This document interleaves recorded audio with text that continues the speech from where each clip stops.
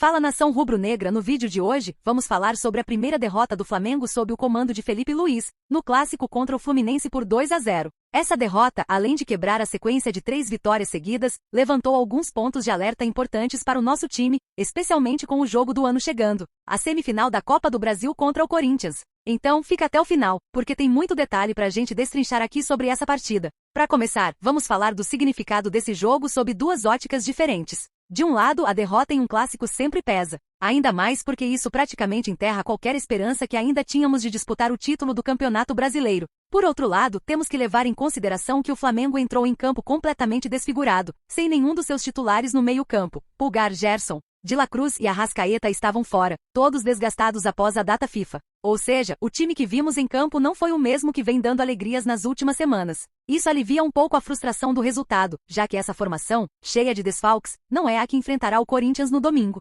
Mas ainda assim, alguns sinais de alerta foram acesos. A gente vai falar disso agora. Flamengo superior no primeiro tempo. Se a gente olhar só o primeiro tempo, o Flamengo teve uma atuação até razoável, dadas as circunstâncias. Felipe Luiz optou por improvisar Léo Ortiz como volante ao lado de Alan, Alcaraz e Matheus Gonçalves, e essa formação conseguiu manter o controle em boa parte do tempo. Tivemos 52% de posse de bola e o dobro de finalizações em relação ao Fluminense, foram 12 contra 6. O Matheus Gonçalves, inclusive, se destacou bastante nos primeiros 45 minutos. Ele estava sempre buscando o jogo, abrindo espaços e criando oportunidades. Tivemos algumas boas chances, como a cabeçada de Alcaraz que foi na trave, e um chute perigoso do Bruno Henrique defendido pelo Fábio. Por outro lado, o Fluminense também teve suas oportunidades, incluindo o pênalti perdido pelo Ganso numa grande defesa do Rossi. Até aqui, o Flamengo conseguiu equilibrar o jogo, mesmo sem seus principais jogadores. O problema foi o segundo tempo, onde tudo desandou. A queda no segundo tempo. No intervalo, o Fluminense voltou com o Arias, que deu uma nova cara ao time deles.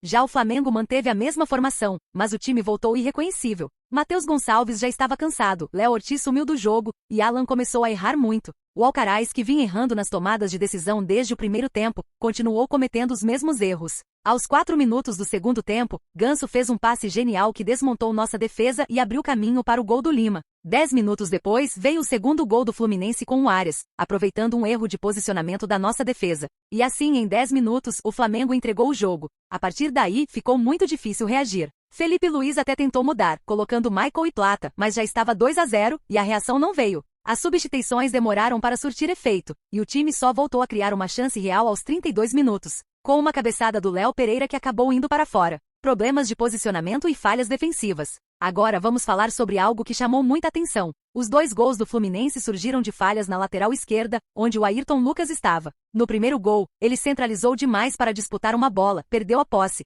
e abandonou completamente o setor dele. Isso obrigou Léo Pereira a sair da posição para cobrir o espaço, deixando a defesa exposta. No segundo gol, Ayrton também saiu da posição para tentar pressionar o Arias, deixando o Ganso livre para fazer a jogada que resultou no segundo gol. Esses erros de posicionamento foram cruciais e ajudaram a desmoronar a nossa defesa, que vinha bem organizada no primeiro tempo. São pontos que Felipe Luiz vai precisar ajustar rapidamente, especialmente com o jogo decisivo contra o Corinthians se aproximando. A situação de Everton Araújo. Outro ponto curioso foi a ausência de Everton Araújo. Ele vinha sendo bastante utilizado pelo Tite e estava ganhando espaço no meio de campo, mas nos 3 jogos sob o comando de Felipe Luiz, ele não entrou em campo nenhuma vez. Será que Felipe está vendo algo diferente? É uma situação que vale a pena ficar de olho, especialmente com o desgaste do elenco. O jogo do ano contra o Corinthians. E agora, o foco total do Flamengo está no confronto contra o Corinthians, que acontece no próximo domingo, valendo vaga na final da Copa do Brasil. A derrota para o Fluminense, sem dúvida, freia um pouco da empolgação que estávamos tendo com a sequência de vitórias, mas também serve como alerta.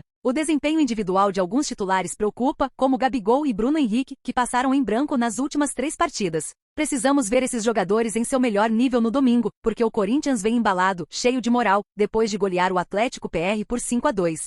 Se de um lado a gente freou a empolgação do outro, o Corinthians chega mais confiante do que nunca, e isso pode fazer a diferença num jogo decisivo como esse. Mas vale lembrar que temos a vantagem do empate, já que vencemos a partida de ida por 1-0. E com o elenco completo à disposição, a expectativa é de que o Flamengo entre em campo com força total. Galera, essa derrota para o Fluminense liga um sinal de alerta para o Flamengo, especialmente em termos de ajustes defensivos e recuperação de confiança. Mas o time que vai enfrentar o Corinthians será bem diferente, com os principais titulares de volta, e ainda temos a vantagem do empate. Então, é hora de corrigir os erros e focar no que realmente importa, a vaga na final da Copa do Brasil. Deixa aí nos comentários o que vocês acharam dessa partida contra o Fluminense e o que esperam para o jogo contra o Corinthians. Será que o Mengão vai garantir essa vaga? Não se esqueçam de curtir o vídeo, se inscrever no canal e ativar o sininho para não perder nenhuma novidade. Até o próximo vídeo, nação. Saudações rubro-negras.